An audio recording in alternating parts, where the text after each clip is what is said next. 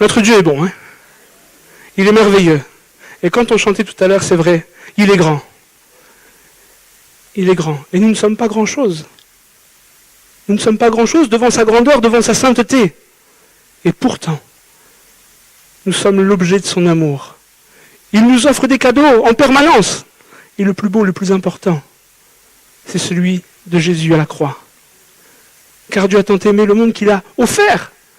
Dieu nous a fait un cadeau. On ne le méritait pas, hein. On ne méritait pas d'être pardonné, on ne mériterait pas d'être sauvé. Il nous l'a accordé. Pour que nous puissions être réconciliés avec lui, ça c'est quelque chose de merveilleux et c'est le plus beau des cadeaux. Mais Dieu fait d'autres cadeaux, notamment sa parole. Sa parole, quand on réalise que c'est Dieu, infini, saint, qui se révèle à nous dans sa parole, quelle est la considération que nous avons de sa parole ? Est-ce que c'est un livre de bibliothèque ? Il y en a de toutes les sortes, hein. Des plus petites, pour ceux peut-être qui connaissent l'histoire. Il y avait même les Bibles à un moment pour les chignons, vous savez ? Les toutes petites Bibles. On se demande même comment ils ont réussi à faire ça, mais il y en a de toutes les sortes. Mais le plus important, c'est pas la forme qu'elle a, c'est la place qu'elle occupe dans nos vies. C'est un cadeau que Dieu nous a accordé, une révélation extraordinaire.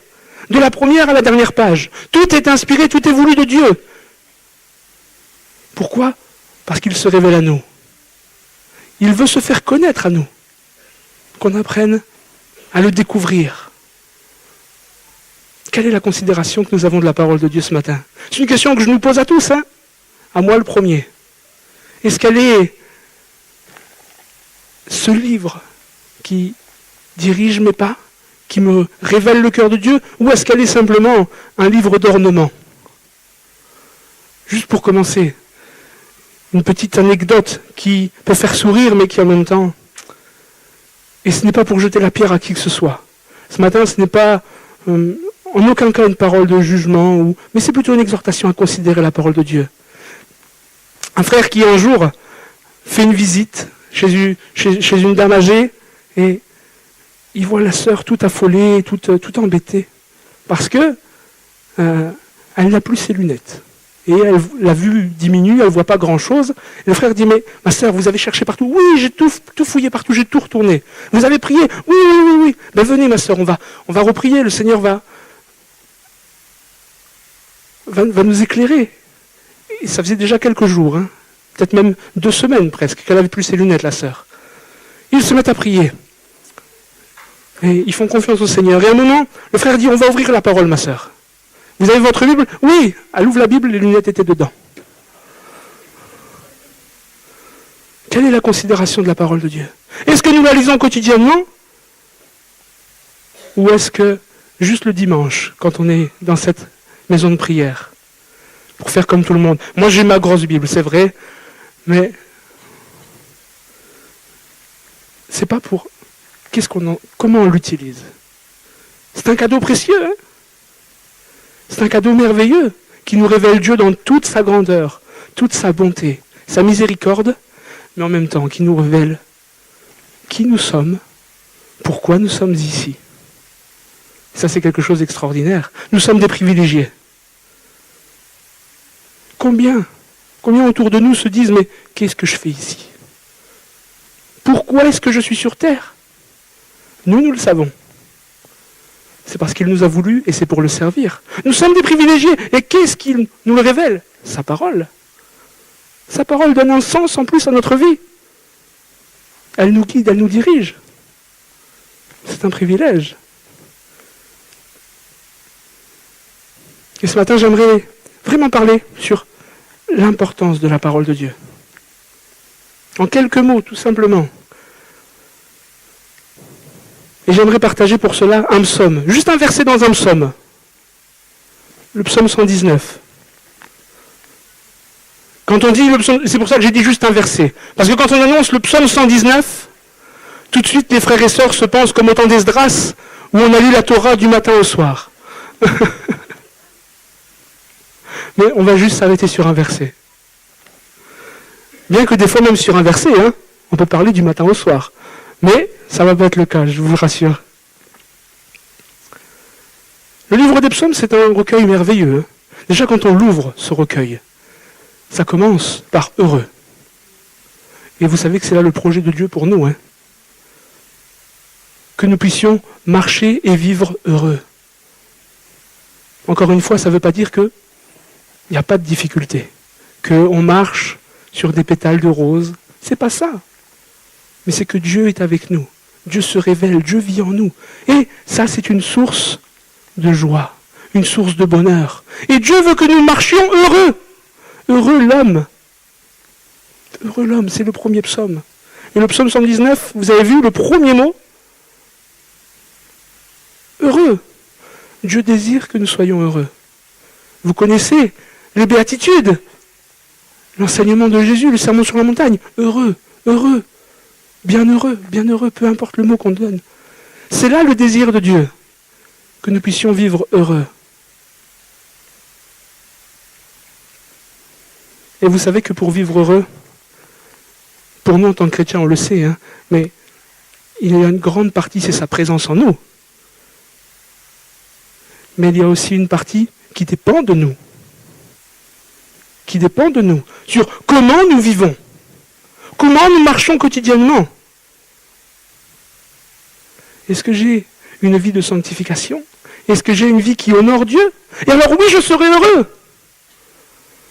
Ça ne veut pas dire que je suis parfait. Mais si je vis comme bon me semble, sans jamais m'intéresser aux recommandations, aux prescriptions, aux ordonnances que Dieu me donne, et que tantôt je vacille à droite, tantôt je vacille à gauche, je ne peux pas être heureux. Il y a une part qui est la nôtre. C'est comment nous marchons, nous, avec Dieu. Et pour marcher correctement, sa parole.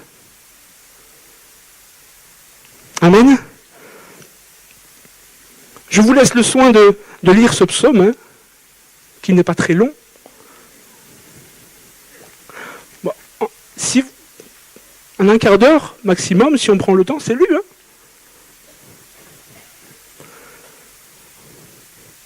Mais après, il faut le méditer. C'est le psaume de la parole. C'est le psaume par excellence de la parole. La parole est décrite. C'est vrai qu'on pourrait se dire, mais c'est redondant. C'est la parole, les instructions, les ordonnances, les prescriptions. Mais l'auteur de ce psaume, pourquoi il parle comme ça de la parole de Dieu? Parce qu'il en connaît sa valeur. Parce que pour lui, elle est importante, elle est primordiale. Et vous imaginez que, a priori, ça serait un jeune homme ou un homme assez jeune. Mais comme quoi, il ne faut pas attendre d'être âgé pour rencontrer Dieu et pour vivre avec lui. Mais cet homme, il n'a qu'une courte partie de la révélation. Avec un peu de chance, il a entre ses mains peut-être les 5 premiers livres de Moïse, peut-être quelques brides des livres historiques, peut-être quelques psaumes déjà entre ses mains. Mais il a déjà une telle considération de la parole de Dieu parce que Dieu se révèle au travers de cet écrit merveilleux. Et nous, aujourd'hui, on a plus que cela. On a la révélation entière. Celle qui nous révèle, c'est vrai, nos origines, l'origine de tout ce que l'on peut voir, l'origine de la révélation, mais en même temps qui nous révèle la venue de notre Sauveur, qui nous révèle l'amour de Dieu. Et c'est dommage, des fois, de ne pas la considérer à sa juste valeur. Parce que cette parole est merveilleuse. Amen. Quelle est la considération que j'ai de la parole de Dieu? On pourrait juste lire, si vous le voulez bien. Le verset 11 du psaume 119.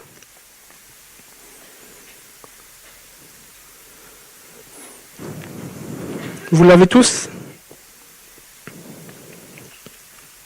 Je serre ta parole dans mon cœur afin de ne point pécher contre toi. C'est aussi là une source de bonheur, de joie pour nous, de marcher en luttant contre le péché, en luttant contre notre ancienne nature. Nous sommes appelés à nous sanctifier.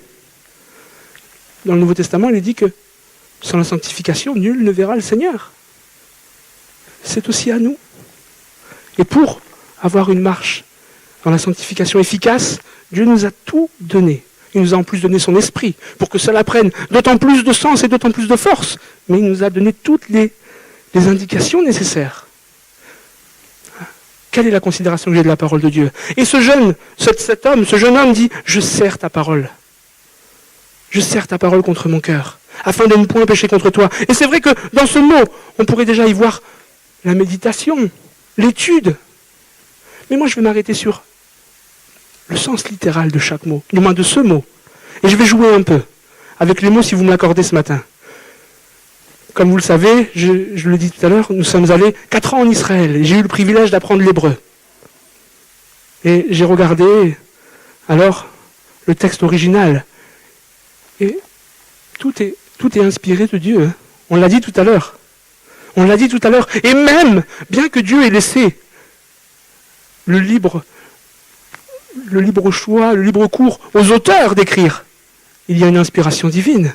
Et même dans des petits mots des fois, il y a toute la volonté de Dieu qui est décrite. Et tout est bien choisi. Je serre ta parole contre mon cœur afin de ne pas pécher contre toi. J'ai regardé ce verbe serrer. Bien évidemment, ça veut dire serrer. Mais j'ai regardé dans la langue française. Hein. Et il y a cette notion, ce sens de mettre à l'abri, cacher. Et qu'est-ce qu'on met à l'abri? Qu'est-ce qu'on pourrait mettre dans un coffre-fort, par exemple?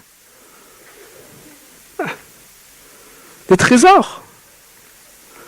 Des trésors. Est-ce que la parole de Dieu est un trésor ce matin pour vous? Pour moi aussi. Ou est-ce que c'est juste un livre qui, des fois, me paraît tellement difficile à lire et difficile à vivre? Je jette la pierre à personne parce que c'est vrai. Il y a des passages où on se dit, Seigneur, qu'est-ce que tu veux dire là? Pourquoi est-ce que c'est là? Mais il l'a voulu pour notre instruction. Paul le dit, tout ce qui a été écrit pour notre instruction. Tout est là pour nous instruire, tout est là pour un but bien précis. Et c'est un trésor, cette parole. On met les choses qui ont de la valeur à l'abri. On les met en lieu sûr, afin que personne ne vienne les dérober. Et c'est à nous de protéger cette parole. C'est à nous de faire des efforts et de dire, aujourd'hui, à cet instant, Seigneur, je vais prendre du temps pour ta parole. Je ne suis pas contre la télé, hein, je regarde la télé, mais c'est plus facile d'allumer la télé, des fois, que d'ouvrir la parole. C'est plus facile, des fois, d'aller se divertir. Et je suis pour les sports, les loisirs, parce que c'est nécessaire. Mais c'est plus facile, des fois, d'aller au sport, même après une dure journée où on se sent fatigué, que d'ouvrir la parole.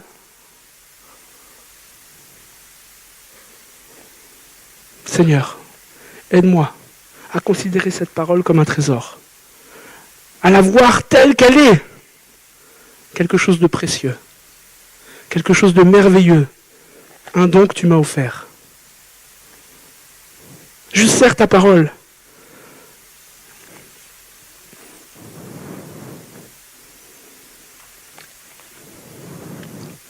Comme quoi les choses sont bien faites. Le verbe serrer en hébreu, c'est tsafan. Et de la même racine que ce mot, il y a matzpoun, la même racine, le même radical, qui signifie littéralement trésor. Ce jeune homme connaît l'hébreu mieux que nous. Hein. À l'époque où il écrit, c'est sa langue. Il n'a pas choisi les mots par hasard. Les mots ne sont pas là juste comme ça. Mais il met à l'abri quelque chose. Il met à l'abri un trésor parce qu'il sait que la parole de Dieu, c'est un trésor pour lui. Vous imaginez quand même qu'aujourd'hui, les hommes essayent de se trouver une origine par la science, par la raison. Alors que la parole de Dieu, d'une façon très simple, nous révèle que Dieu est l'instigateur de tout, le créateur de toutes choses. Est-ce que ce n'est pas quelque chose d'extraordinaire?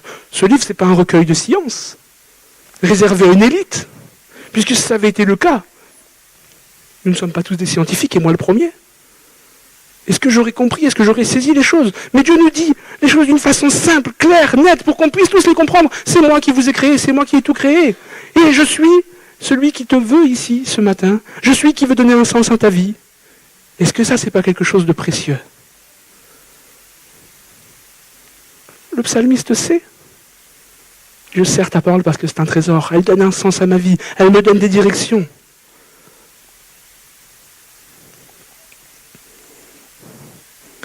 Dans l'évangile de Matthieu, au chapitre 6, verset 21, il est dit « Car là où est un trésor, là aussi sera ton cœur. » Le mot trésor est souvent dans la parole. Hein? Est-ce que notre cœur est sur ce trésor aussi? Amen. J'ai entendu un oui. Il y en a déjà un, on est sur la bonne voie.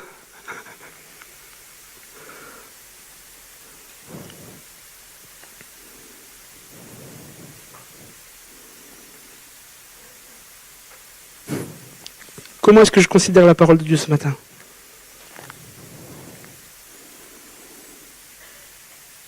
De la même racine que ce verbe tsafan, qui donne matzpoun, trésor, il y a un autre mot, avec le même radical, tsafon, qui signifie le nord. Ça donne des directions, et la parole de Dieu donne des directions. Et souvent, on est des fois à des carrefours, avec des décisions cruciales. Seigneur, qu'est-ce qu'il faut que je fasse? Quel doit être mon choix? Quelle est ta volonté? Donne-moi la direction. On connaît tous cette expression. Il perd pas le nord, lui. C'est en général, aujourd'hui c'est rentré dans le nord, c'est comme quelqu'un qui a de la répartie. Mais c'est quelqu'un qui sait où il va.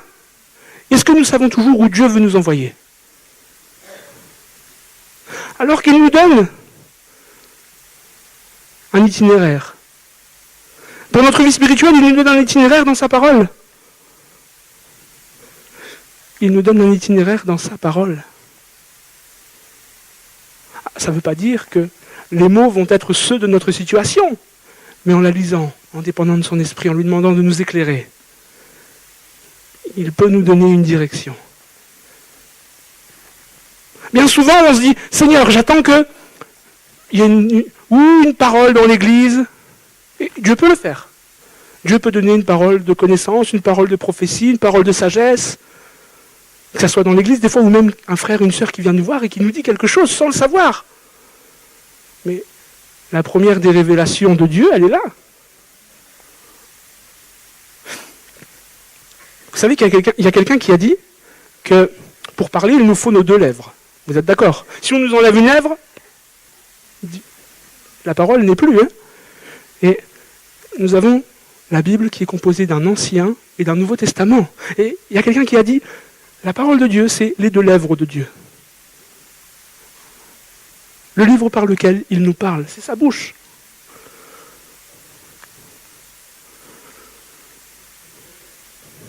Seigneur, montre-moi, fais-moi connaître ta volonté. Plongeons nos regards dans la parole de Dieu. Ça indique le nord. La parole de Dieu nous donne des directions. Et pour toutes les sphères de notre vie, hein, spirituellement parlant, mais des fois il peut y avoir au travers d'une lecture, un verset peut-être qu'on a lu déjà 100 fois, 200 fois, et on est face à un choix peut-être professionnel, etc. Et on relit ce verset et il nous donne une direction pour le quotidien. C'est formidable. Et pourquoi est-ce qu'on appelle la parole de Dieu une parole vivante? Parce qu'à chaque fois qu'on la lit, elle se révèle à nous sous un regard différent. C'est un trésor.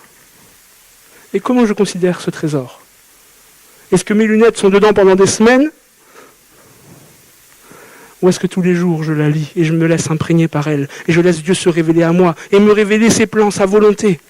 Parce que vous savez que Dieu, on parle, c'est vrai que Dieu veut notre bonheur, mais à d'autres endroits. Jérémie 29, 11, car je connais les projets que j'ai formés pour vous, dit l'Éternel. Projets de paix et non de malheur. Dieu veut notre paix, Dieu veut notre bonheur, Dieu veut notre bien. Mais on attend toujours les choses un peu passivement. Mais c'est à nous aussi de rechercher comment vivre toutes ces choses. La parole de Dieu, tsafan, tsafon, le nord.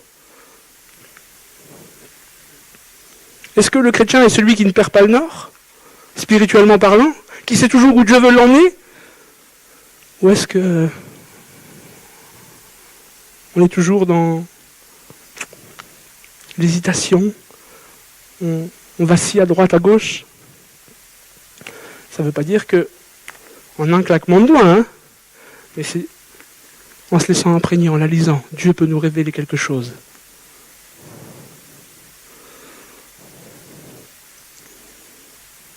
Le psaume 84, verset 6 nous dit « Heureux ceux qui placent en toi leur appui. Ils trouvent dans leur cœur des chemins tout tracés. » Placer notre appui en Dieu, c'est bien évidemment par la foi, par la prière, mais aussi par la méditation de la parole.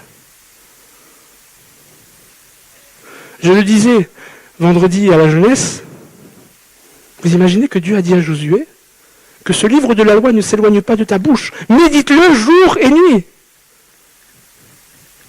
Jour et nuit. C'est une façon continuelle, permanente. Et c'est ce que je disais avec la jeunesse. Dieu ne manque pas de sagesse dans cette parole. Ça ne veut pas dire que dès que je me réveille jusqu'à mon coucher, je dois simplement être un lecteur de la parole. Puisqu'il nous faut vivre à côté, il nous faut travailler, etc. Mais on y voit un cycle. Un matin, un soir. Jour et nuit. C'est quelque chose qui revient quotidiennement.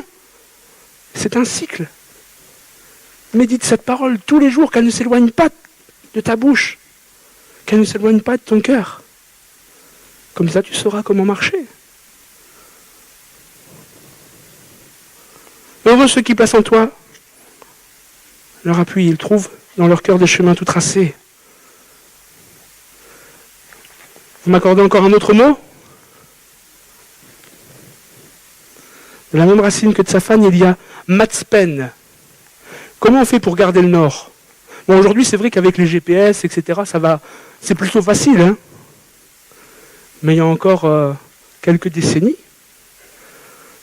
il fallait quoi pour garder le nord? Une boussole. Matzpen, c'est boussole. La même racine. Surprenant, hein? C'est surprenant. Et la parole de Dieu, c'est une boussole pour nous. C'est une boussole qui nous guide, qui nous dirige.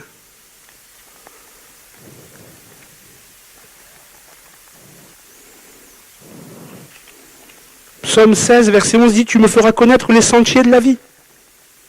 Il y a d'abondantes joie devant ta face, des délices éternelles à ta droite. Tu me feras connaître les sentiers de la vie. » Dieu nous fait connaître les sentiers de la vie par sa parole. Sa parole est une boussole qui nous indique le nord. Tu vois là, peut-être, tu n'as pas pris la bonne direction. Professionnellement, tu t'engages peut-être sur une voie glissante. Dans tes relations, peut-être là, tu prends de mauvaises décisions. Dieu peut nous parler comme ça au travers de sa parole. Parce qu'il y a tout dans cette parole. Il y a des histoires familiales, des histoires de couple, il y a des histoires professionnelles. Dieu nous parle de tout dans sa parole. C'est pas juste, c'est un livre spirituel, mais ce n'est pas juste qu'un livre spirituel. C'est un livre qui marque notre quotidien. Ou qui doit le marquer en tout cas. Une boussole.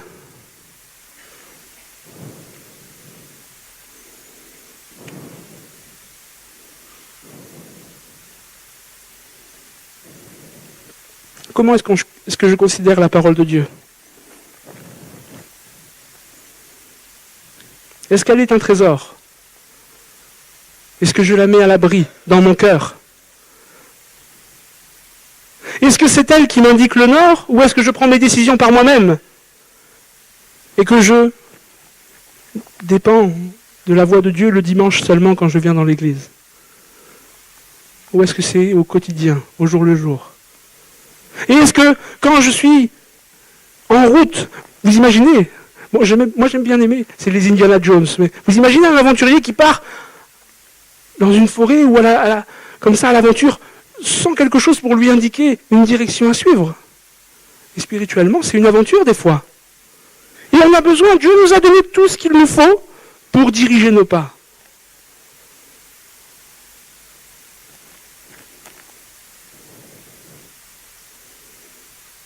tout à l'heure, j'ai souligné cet aspect de la sanctification. Hein.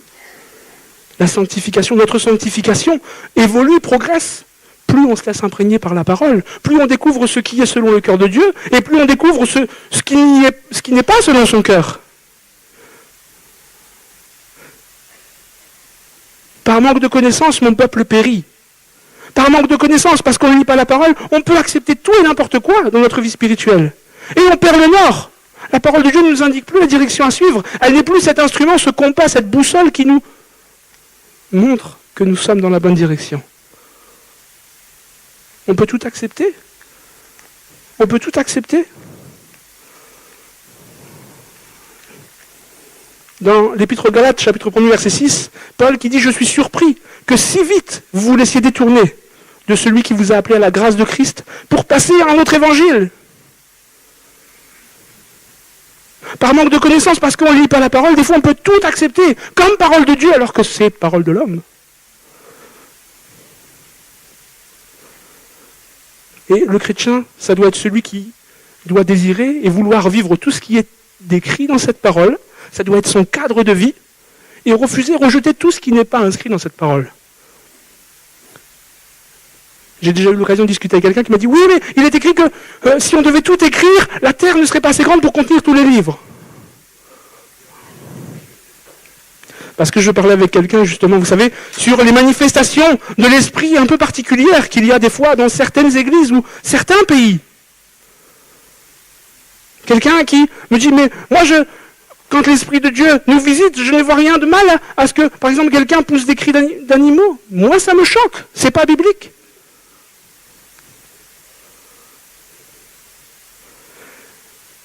Et j'ai dit, la seule fois où un homme s'est comporté comme un animal, dans la Bible, c'était un jugement. Nebuchadnezzar. On est loin de la bénédiction, hein? La parole de Dieu nous donne un cadre. Il y a des bornes. Pour vivre la bénédiction, on doit rester dans ces bornes. Pour être heureux, on doit rester dans ces bornes. Et la vie chrétienne, c'est une vie qui se vit heureuse. Et pour être vécue heureuse, c'est dans le cadre de cette parole. Je sers ta parole parce qu'elle est un trésor. Parce qu'elle me révèle le nord. Parce qu'elle est ma boussole. Elle m'empêche de me perdre. Mais aussi, et un dernier mot si vous le voulez bien, toujours de la même racine que le verbe tsafan, serré, c'est matsponi, ma conscience. Ta parole est un trésor parce qu'elle me révèle l'état de mon être intérieur. Vous connaissez, dans l'épître de Jacques, chapitre 1er, versets 23-25, en effet, si quelqu'un écoute la parole et ne la met pas en pratique, il ressemble à un homme qui regarde son visage dans un miroir et qui, après s'être observé, s'en va et oublie aussitôt comment il était. Mais celui qui a plongé le regard dans la loi parfaite, la loi de la liberté, il est question de la parole de Dieu, et qui a persévéré, celui qui n'a pas oublié ce qu'il a entendu, mais qui se met au travail, celui-là sera heureux dans son activité. La parole de Dieu, c'est un miroir. Et des fois, le reflet qu'elle nous renvoie, il n'est pas très joli. Hein.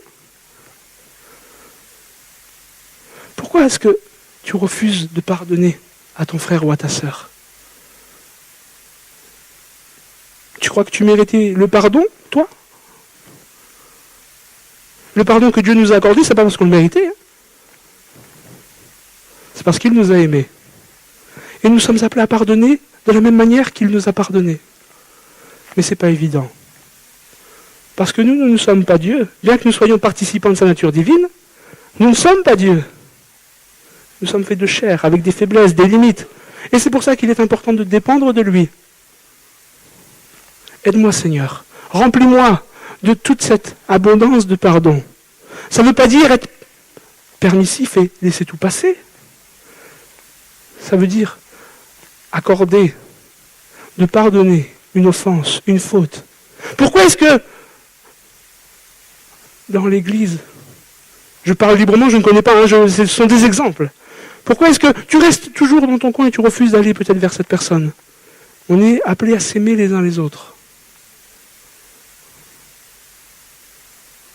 C'est à l'amour que nous aurons les uns pour les autres qu'ils sauront que vous êtes mes disciples.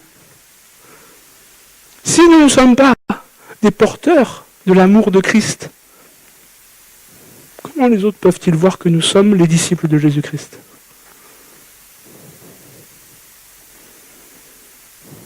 La parole de Dieu, c'est un miroir qui me révèle ce que je suis, non pas pour me condamner, pour me mettre plus bas que terre. Parce que chaque fois que Dieu nous révèle quelque chose ou qu'il met le doigt là où ça fait mal, c'est pourquoi? C'est pour nous redresser, nous dire il faut que tu progresses là, il faut que tu ailles de l'avant, il faut que tu marches dans la sanctification.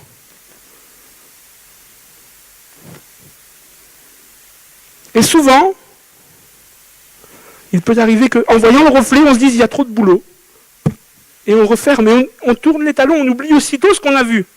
Je me contente, Seigneur, de ce que je suis, de ce que j'ai. Je suis imparfait, mais là où le péché abonde, la grâce de Dieu surabonde.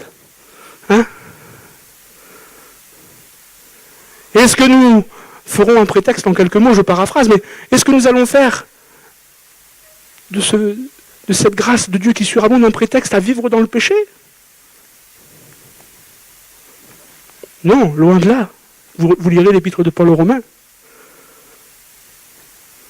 La parole de Dieu nous montre là où ça fait mal. Non pas pour nous juger, pour nous condamner, mais pour nous permettre de rester attachés au troupeau et de continuer à avancer, à progresser.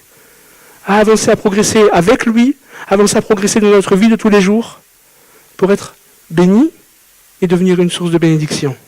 Mais tout ça, ça dépend de notre relation avec lui, mais de notre relation aussi avec la parole de Dieu.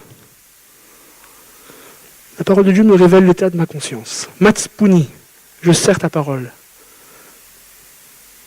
Les mots sont bien choisis. Il n'y a rien qui est fait au hasard. Hein. Quand vous lisez la parole, quand nous lisons la parole, il nous faut réaliser que les mots ont leur importance. Même des fois, ce qui nous semble être anodin, à cause de notre langue française. Mais les mots sont là pour quelque chose. Je sers ta parole, Seigneur, parce qu'elle est un véritable trésor. Je veux la mettre à l'abri. Parce qu'elle m'indique la voie à suivre. Parce qu'elle me révèle le cadre que je dois respecter pour vivre une vie heureuse, une vie bénie. Parce que hors de ce cadre, je ne peux pas être heureux, je ne peux pas être béni. Si je ne vis pas dans le cadre que toi tu délimites, je vis ma vie par moi-même.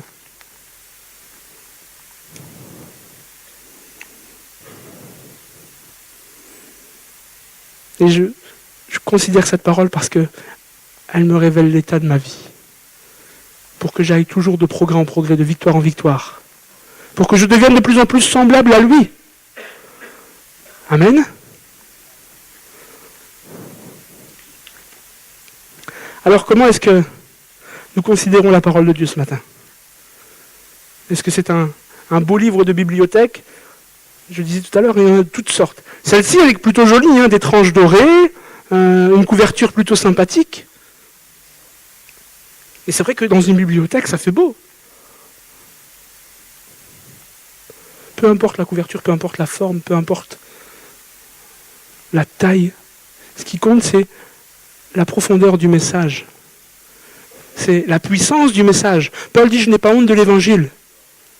Puissance de Dieu pour le salut de quiconque croit. Là-dedans, il y a une puissance. Et moi, j'ai envie de vivre une vie de puissance, où la puissance de Dieu se manifeste.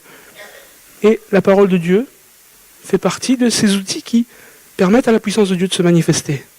Parce que je vis dans les clos qu'il a posés sur mon chemin.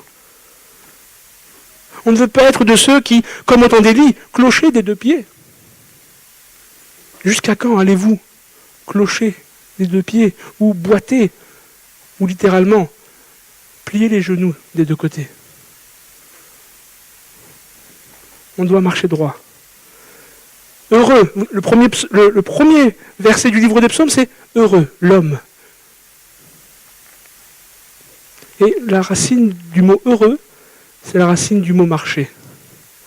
Et pour être heureux, il nous faut marcher, avancer, progresser, mais pas comme on veut. selon sa parole. Amen. On pourrait peut-être prier, tout simplement. Seigneur notre Dieu, notre Père, nous te disons merci. Merci pour, c'est vrai, les dons que tu accordes à tes enfants. Merci premièrement pour le don du salut, pour le don de ton Fils Jésus. Merci aussi pour le don de ta parole qui nous permet de te connaître, qui nous permet de connaître aussi tes plans, ta volonté, pour nos vies, chacun pour notre part, qui nous donne des directions, qui nous indique le nord, mais aussi qui est, comme cet instrument, cette boussole, qui nous permet de savoir si nous sommes toujours dans la bonne direction ou si nous nous égarons. Merci parce que ta parole, c'est vrai aussi, reflète simplement ce que nous sommes et jamais dans le but de nous mettre plus bas que terre. Mais il y a là, Seigneur, c'est vrai, tout ton caractère qui est dépeint. Tu révèles les choses pour nous élever, parce que tu vois notre misère, tu vois nos conditions, tu vois nos faiblesses. Et tu viens à nous, Seigneur, pour nous aider, pour nous soutenir, nous permettre d'avancer chaque jour. Que tu puisses nous aider, Seigneur, vraiment à savoir faire la part des choses, à toujours consacrer du temps, c'est vrai, pour avoir ce face-à-face avec toi dans notre vie, mais aussi à avoir ce temps dédié, Seigneur, à notre nourriture spirituelle, à cette parole qui est, c'est vrai, comme une lampe à nos pieds, une lumière sur notre sentier. Ta parole est merveilleuse, elle est une instruction de vie. Et ce matin, que tu puisses nous donner vraiment de la considérer à sa juste valeur.